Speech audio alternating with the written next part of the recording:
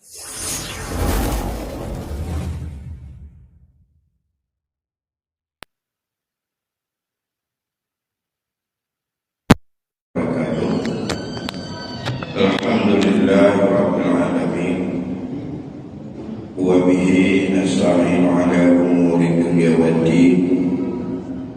Allahumma shalli wa sallim ala sayyidina Muhammadin sayyidil anbiya'i wal mursalin wa ala alihi wa ashabihi ajma'in, amma ba'd.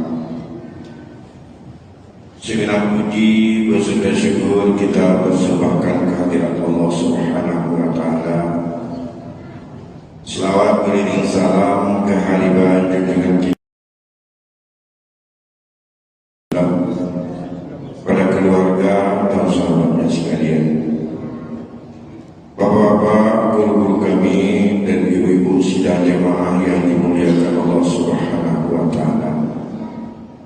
Baiklah, sembari kita beriktikaf, kita lanjutkan pengajian kita, di mana malam ini mari sama-sama kita mencoba melihat bahwa dalam kehidupan ini, apakah kita atau anak-anak kita dan siapa saja senantiasa membutuhkan kepada kawan, baik kawan bekerja, kawan bermain, kawan untuk ngobrol, maupun kawan untuk bercerita.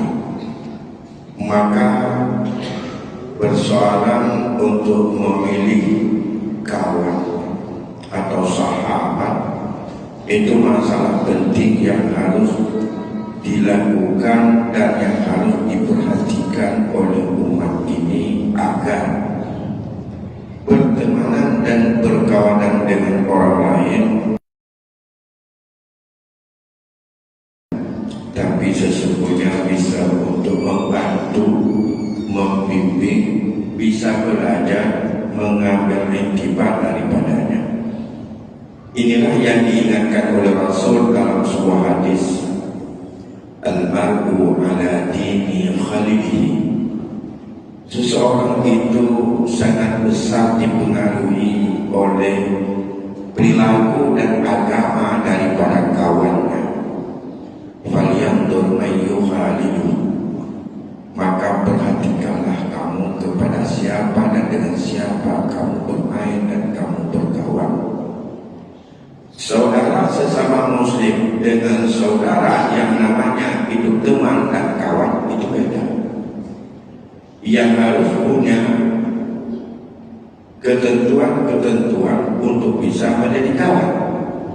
Maka dalam konsep ini, guru kita Imam Al-Ghazali mencoba untuk menggambarkan, andai kata kamu ingin untuk punya kawan dan ingin untuk bertaulan atau bersahabat dengan seseorang, maka hendaklah kamu perhatikan paling kurang ada 6 sifat pada orang yang akan menjadi teman kita. Menyenang sifat yang hana itu hendaklah kita harus menjauh dan cari kawan yang ada 6 sifat tersebut. Berbeda dengan kita untuk bersaudara. Kalau sesama muslim kita semuanya bersaudara, dan itu sekedar bersaudara. Yang punya hak dan kewajiban antara kita dengan seseorang yang sesama adalah seiman. Yang berbeda lagi untuk kita bersaudara atau menjadi sebagai hubungan ukhuwah yang berbeda dengan iman, yang disebut dengan saudara sesama manusia. Itu ada beda-beda, tapi menyangkut dengan kawan. Salah satu di antara 6 sifat yang dituntut untuk apakah untuk menjadi kawan kita atau untuk anak kita kalau dia berkawan, yaitu carilah orang-orang yang bagus perangainya, bagus akhlaknya, bagus budi bahasanya, dan inilah yang tersimpul dalam sebuah nama Al-Qamah bil Amtari, di mana ia pada satu ketika berwasiat kepada anaknya. Apa katanya? Ya bunayya, idza aradta laka suhbatur rijal hajatun fashab man idza hadimtahu sadaka wa idza suhbatahu zadaka. Wahai anakku, kata dia, andai kata kamu sudah merasa perlu untuk kawan kamu, kau boleh bernama hari ini kadik rumah sidraku, kau boleh dengan adanya kawan untuk bermain, kawan untuk bercerita, kawan untuk bekerja dalam segala bidang, maka ingatlah wahai anakku, hendaklah kamu pilih kamu sebagai orang yang menjadi kawanmu. Idza khadimtahu, yang pertama, apabila kamu berkhidmat kepadanya, apabila kamu selalu menjaganya, sadaka, ia selalu menjagamu, ia selalu memeliharamu. Yang ukuran yang pertama, katanya, menyokanya boleh gengam. Yang bilakah sedia untuk khadimnya, berkhidmat kepadanya, mau untuk menemaninya kemana saja mau pergi, mau untuk membantu apa pekerjaannya, ia akan selalu menjagamu dan memeliharamu. Itu satu. Yang kedua, apabila kamu bersahabat betul dengannya, ia selalu membuat kamu indah, menghiasi daripada hidupmu itu menjadi orang yang baik. Apabila kamu duduk bersamanya dan kamu membutuhkan bantuan, ia akan memberikan bantuan kepadamu. Dan apabila kamu tidak pernah memberi bantuan, ia akan selalu memulai untuk membantu. Apabila kamu melihat pada dirinya ada kebajikan, maka senantiasa ia akan memperhitungkan kebajikan itu untuk diberikan kepadamu. Dan apabila kamu membutuhkan sesuatu bantuan, ia tak pernah untuk membiarkan kamu, dan ia akan selalu membantumu. Kalau kamu diam, dia akan memulai untuk membantu kamu. Dan apabila kamu berkata, ia selalu membenarkan perkataanmu. Apabila kamu berdakwah dengannya, ia selalu mengalah dan memenangkan kamu. Jadi jangan kemenangan. Di saat kita bertengkar, di saat kita untuk bermunaza'ah ataupun bermukhada'ah, berdakwah, berdebat, ia selalu untuk mengalah dan menganggap dia adalah kalah dan dia memenangkan kita. Maka dalam konteks ini, orang yang apabila sudah menjadi kawan, tak pernah untuk tersinggung, dan ia puas untuk membuat bahwa kawannya menang dalam sebuah dakwahan, bukan justru semakin untuk dia ingin untuk mengalahkannya, tapi dia mengalah untuk kita, bukan dalam artian dia bodoh, bukan dalam artian dia tak sanggup untuk berdebat dengan kita. Ini kriteria pertama. Itulah beberapa kriteria yang disimpulkan oleh Al-Qamah di dalam wasiatnya kepada anaknya. Bila kamu sudah butuh kawan, jangan betul, baik-baik banget. Jadi bodoh. Berempau dengan siapapun itu kamu baik-baik saja. Tapi kalau butuh kawan, maka cari pertama yang mereka bagus perangainya.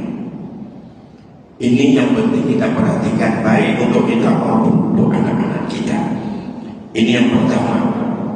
Yang kedua, apabila kita ingin untuk menjadi kawan, menjadi sahabat, menjadi daulah, hendaklah, kata Imam Ghazali, kamu cari orang yang punya kecerdasan akal, orang yang pandai kaya jagungan. Jangan kamu berkawan dengan orang yang singkat pikiran dan ia itu adalah mempertahankan dengan kejahilan. Apa yang dimaksud dengan orang yang cerdas akal? Kata Imam Ghazali bahwa yang dimaksud dengan orang yang cerdas akal, alladzi yafhamul al-umura alayya ma hiya alayhi, imma bi nafsihi wa imma iza ufhima wa ulima wa alamu. Orang yang cerdas akal adalah orang-orang yang ia mengerti segala pekerjaan yang harus dilakukan, dan sebagai hamba tahu apa yang harus dilakukan. Bisa saja dia tidak mengerti itu daripada hasil usaha dan belajarnya. Ada kala ia apabila diberitahukan oleh orang lain atau oleh kita sesuatu yang bisa untuk dipahami, dan ia akan cepat untuk mau memahaminya. Dan apabila dia memang tidak tahu dan diajarkan oleh orang lain, ia ingin untuk mengetahuinya. Yang kedua, orang yang cerdas akal bukanlah orang yang serba tahu. Dumpu-dumpu nyanyikan orang cerdas. Orang cerdas ada 3 kemungkinan.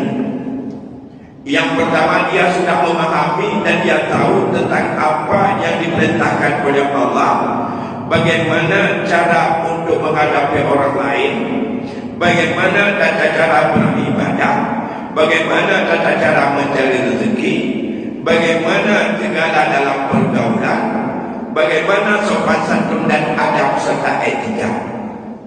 Bisa saja dia tidak punya, yang mereka tentu saja dia punya itu dengan dia sudah belajar atau diajarkan oleh orang tuanya atau oleh guru-gurunya. Ada kala dia memang tidak tahu.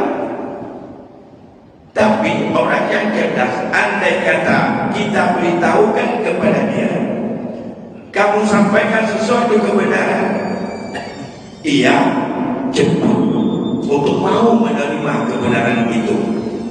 Andai kata rasio ini jalan, kalau disampaikan bahwa ini adalah merupakan realita, andai kata kita melakukan seperti ini akan terjadinya itu kekurangan serta juga kerugian kepada orang lain.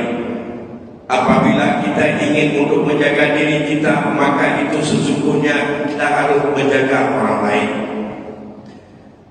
Maka dalam konteks ini tentu saja dia tidak tahu. Begitu disampaikan, ia mau memahami, dan ia memahaminya itu dengan penuh hati, dan ia mengamalkannya.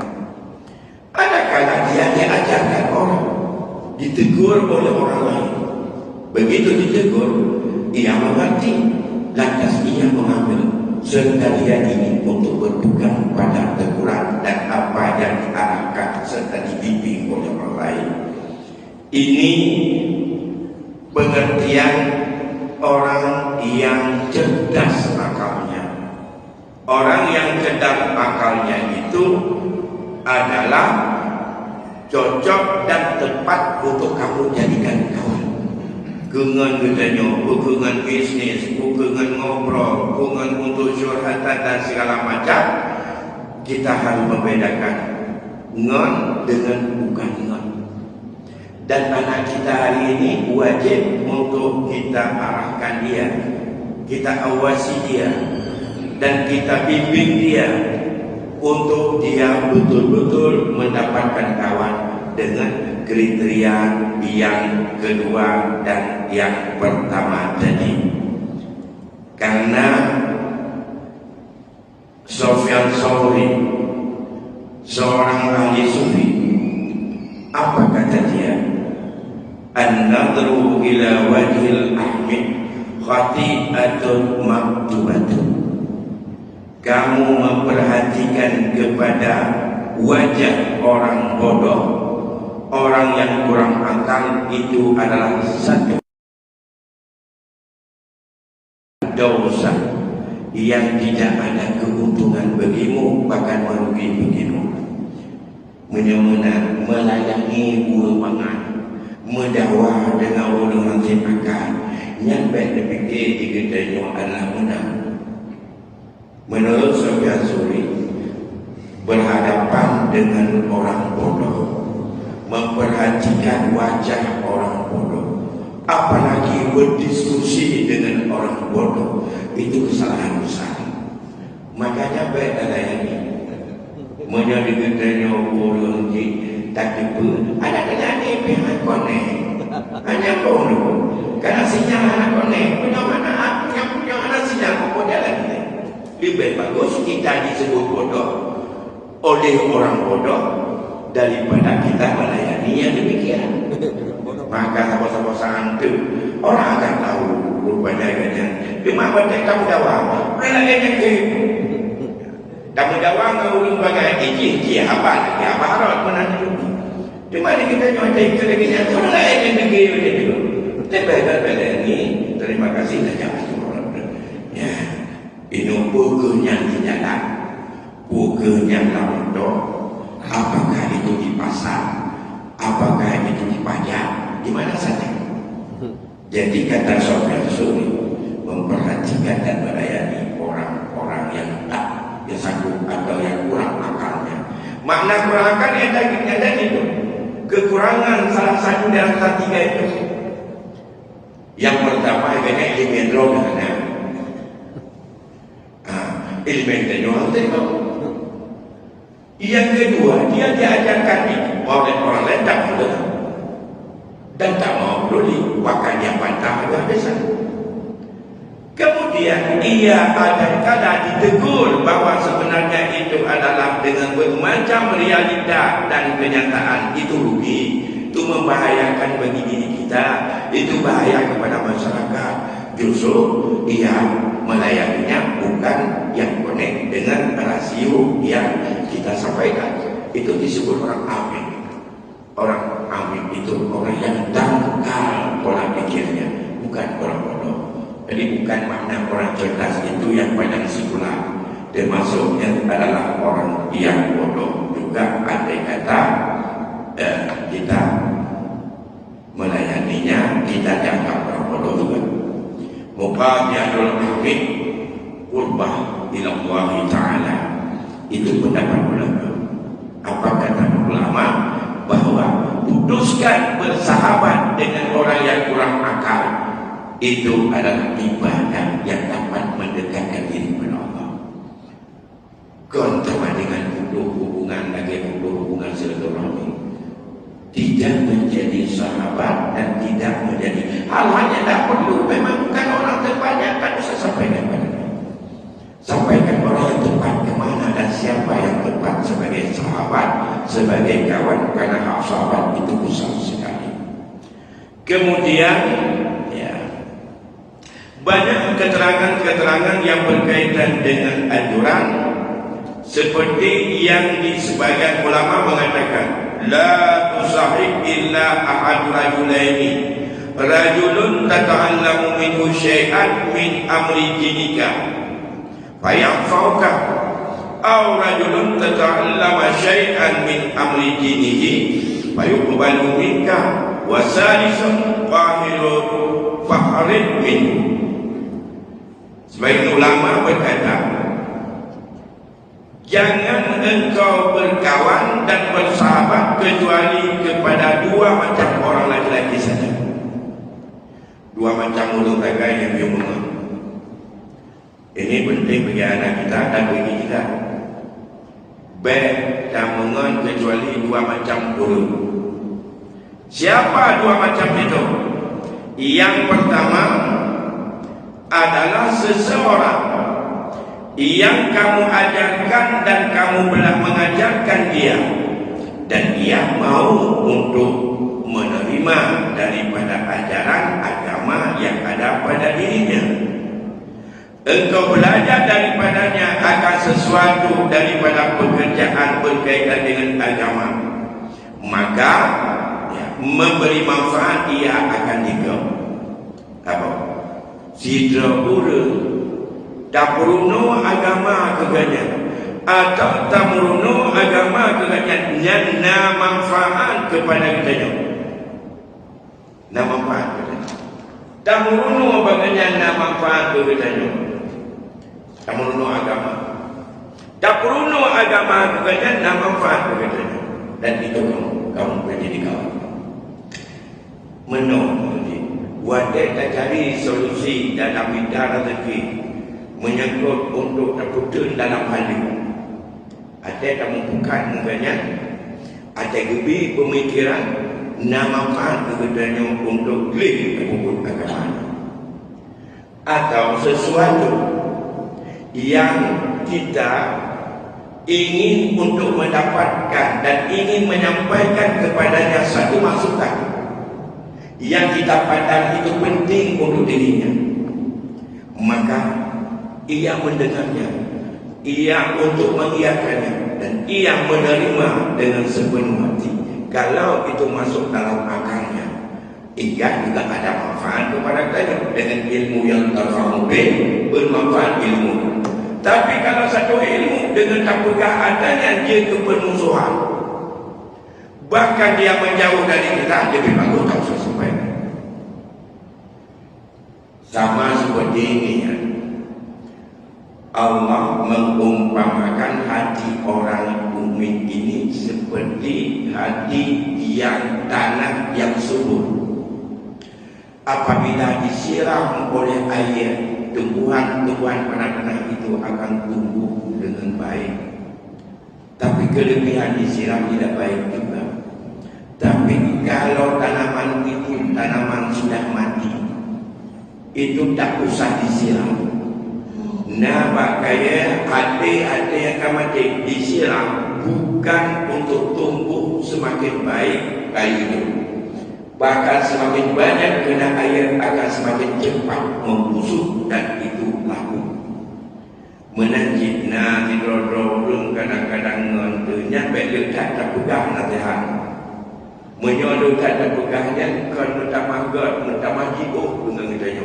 Ada model jika kau dia terpegang untuk yang baik-baik, yang dibaikkan tak kebangan sabar-sabar, itu adalah merupakan kain kering. Menyota sebaliknya lebih itu sama kamu. Menyola kena dia, le kena nasihat, takut dia akan cepat untuk membusuk. Itu kriteria yang pertama. Kemudian yang kedua, laki-laki yang engkau ajarkan dia sesuatu daripada pekerjaan agama dan dunia, ia terima daripada ilmu. Dan laki-laki yang ketiga yang bukan dua macam itu, termasuk janganlah kamu menjadi mengawalinya. Jadi kebelah tidak boleh kita nyongkir dan cari ilmu yang bagaimana yang dia, atau tidak boleh kita beri ilmu yang bagaimana dia, lebih banyak bencok. Begini, namanya kehidupan. Kita punya kelebihan, orang lain punya kekurangan. Orang punya kelebihan, kita punya kekurangan. Yang kita lebih kita sampaikan, dia terima. Yang kelebihan dia sampaikan kepada kita, kita terima. Dan itulah yang akan menjadi kawan. Tak pernah untuk saling untuk mempertahankan ego dan mempertahankan daripada prinsip masing-masing. Kemudian yang terakhir, apa kata Junaid Al-Baghdadi dalam satu ungkapan? La ayyasibani fasihun husnul khuluq ahabbu ilayya min ayyusahibani qalibin su'il khuluq. Ini Junaid Al-Baghdadi, ini tokoh sufi itu. yang selevel dengan Imam Al-Ghazali juga. Apa kata dia? Berkawan kepadaku orang fasik tapi bagus akhlaknya, itu lebih kasih dan lebih aku suka daripada berkawan dengan orang yang pandai dan orang kari tapi jahat akhlaknya. Nyata tidak boleh pasal itu cuma yang nikahnya. Buat ada yang menunggu, tapi akhlak sifat kasih sayang dan sebagainya.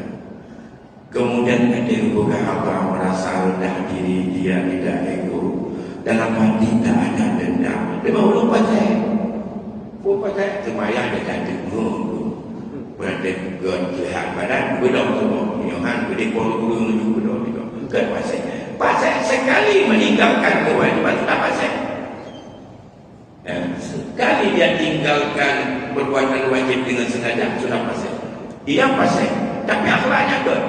Saya lebih senang berkawan dengan orang fasik berakhlak daripada saya berkawan dengan ahli, seorang qari, seorang hafid, seorang yang banyak ilmu tapi dia itu akhlaknya buruk. Bila ada tapi dia pun mendendam bina apa-apa. Karena penyakit dengku menurut Abu Lis As-Samarkandi, apa kata beliau? Pada pemimpin itu penyakitnya adalah curang. Di samping keadilan, yang menjadi penyakit pada dia itu adalah curang. Dengan ilmu para ulama, di samping daripada iman, banyak tantangannya adalah dengki, iri. Jadi batu kuno kadang-kadang dah dengki. Yang penyakit dengki batu kuno, yang penyakit yang salah-salah yang ada gendung selanjutnya. Oleh kerana demikian, menyau penyakit dengki sama dengan akhlak itu. Kerana dengkinya akan melahirkan ketulusan, akan melahirkan keikhlasan. Maka Junaid Al-Baghdadi, andai kata ada orang fasik tapi akhlaknya bagus, sopan santunnya bagus, ketulusannya tinggi, ada ahli maghrib mengaku juga yang memang ada maya pun dengan dedak itu fasik. Tapi saya lebih suka berkawan dengan orang fasik jujur dan tidak iri, tidak dengki daripada dengan seorang yang qari, yang ahli dan ia punya ketinggian pemahaman ilmu tapi akhlaknya jelek. Ya. Jelek akhlak itu adalah penyakit hati. Dendam, dengki, iri di dalamnya. Tapi adanya adalah macam itu. Ya. Jadi menurut Junaid Al-Baghdadi lagi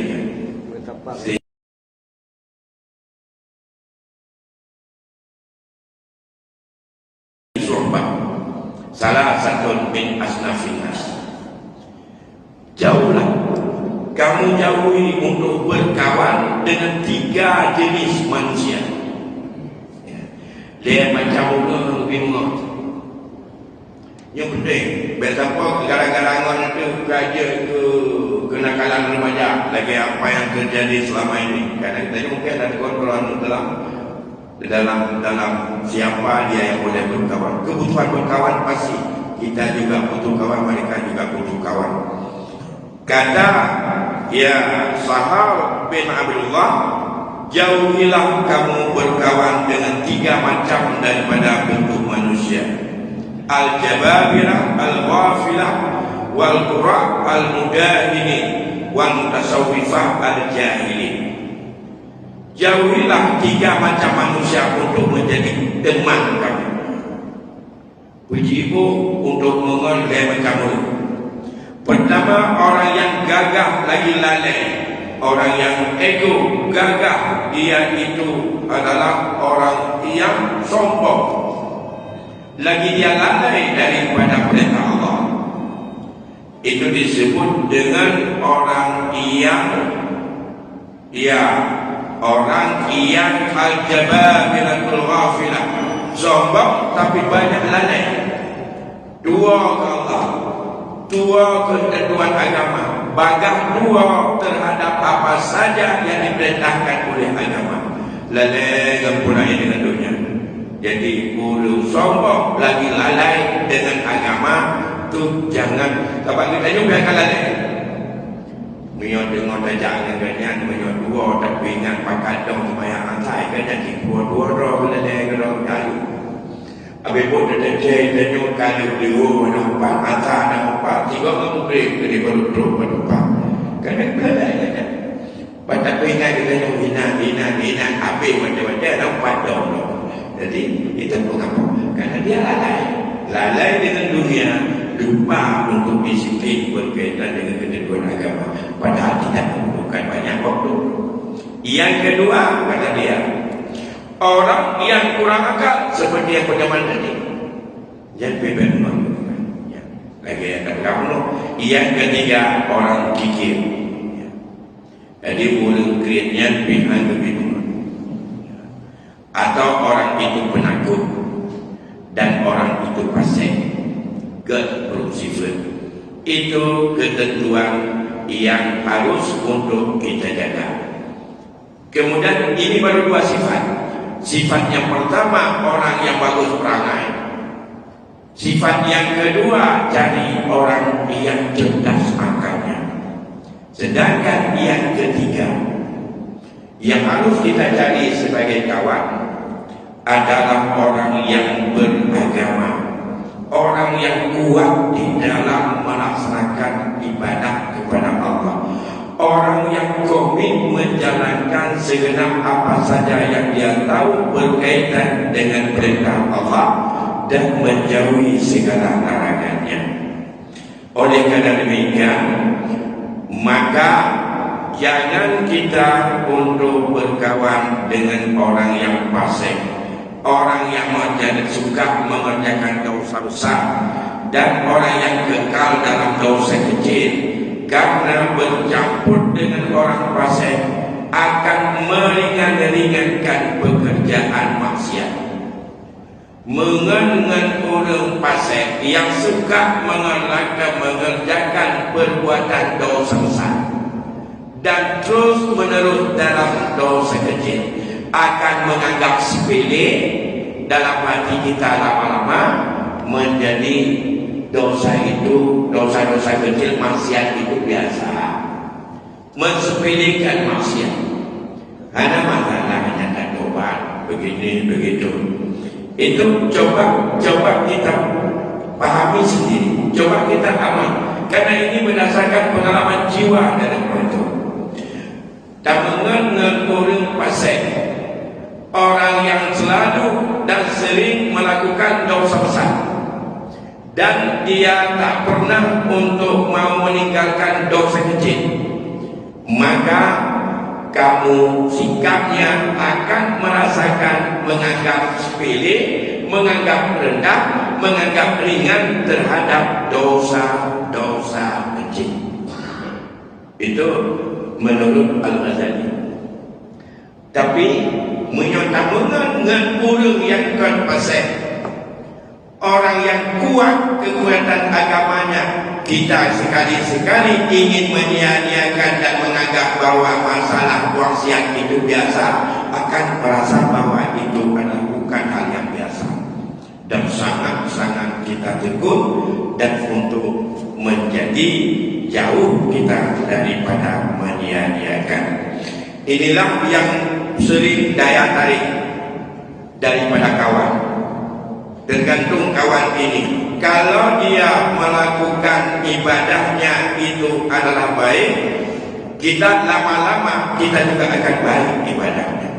Kalau sering dengan dia, begitu azan, oh ini waktu zuhur tinggal 5 menit lagi, ayo nanti kita minum lagi, kita ngobrol lagi, ayo ke masjid, tanya lagi, tak kira kahan hajinya ada nak jam lagi, tu dodong azan, bayang lu, 2 jam tu. Gara-gara dia sekali, 2 kali, akhirnya kita juga senang rupanya, enak juga. Habis salah merasa bahwa lega, kita hendak menunaikan kewajiban. Datang lagi kawan, kita ngobrol lagi. Sekali, 2 kali, 3 kali, 10 kali, merasa nyaman jiwa. Tapi kalau orang yang malas salat berjamaah, berkawanlah kita. Jam-jam menjelang salat zuhur kita ngobrol, minum kopi. Begitu anak tu, dia mana berdoa apa dia kerja. Aku nak kita nyokkan dalam bagian. Yang ni orang yang kebanyakan dia ada. Lagi mana? Tak ada balik dalam sembahyang saja. Sedikit orang yang seperti itu. Coba perhatikan di saat kumpul-kumpul kita sedang ada acara, apalagi kalau acara resmi. Kita salat dulu, ini kita dengarkan dulu. Tapi ada yang sudah mengikat hati. Begitu azan, bukan tunjuk tangan, bukan izin, lebih dan mayat. Andai kata kita berkawan dengan dia, kita akan ikut dia. Wah, declare ini kan, salah itu kawan. Tapi kalau kawannya sampai dekat, dan dia antara mau pilih dan tidak pilih, maka siapa yang dominan di situ? Yang dominan tidak pergi, akhirnya kita tidak pergi. Saya sendiri kadang-kadang dalam sebuah majlis tertentu susah mau pergi. Karena mau kadang-kadang terus juga karena mau juga. Jadi jangan Allah karena mau juga. Karena bukan kawan. Oleh karena demikian, tapi kalau kita kawan kompak seperti itu, yang lain satu majlis ada 20 orang, bila 15 mendominasi, yang 5 lama-lama akan menjadi orang 15. Misalnya 15 orang komit begitu ada kita salah dulu. 5 orang itu dia salah boleh, akhirnya dia akan ikut salah. Tapi punya 5 orang ki udah hana semaya, ya ada ikut saja.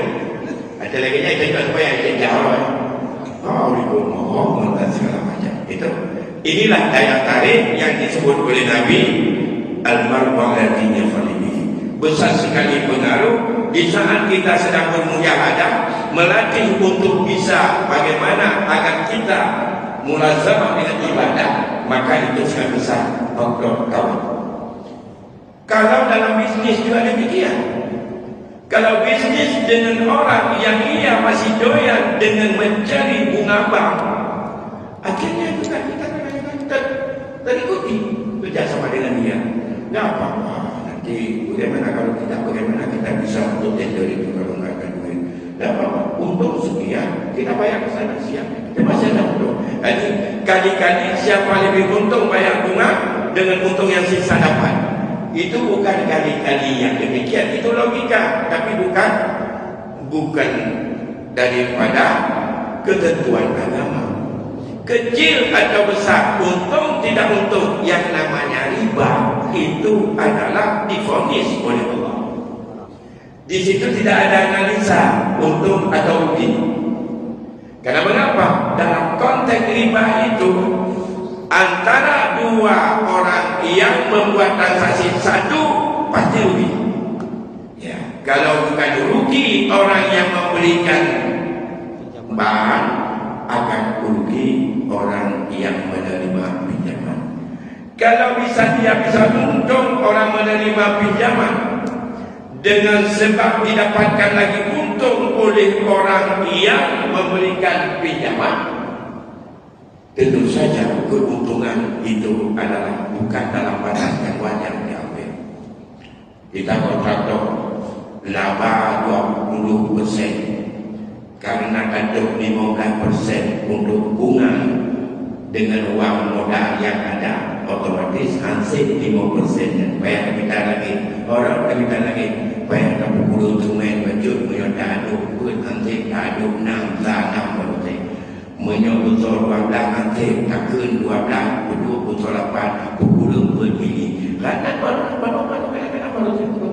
hitung untung dapat juga, tapi untungnya itu adalah sudah menjadi kita adalah melakukan penipuan, dan itu adalah telah melakukan sesuatu yang tidak dibenarkan oleh Allah.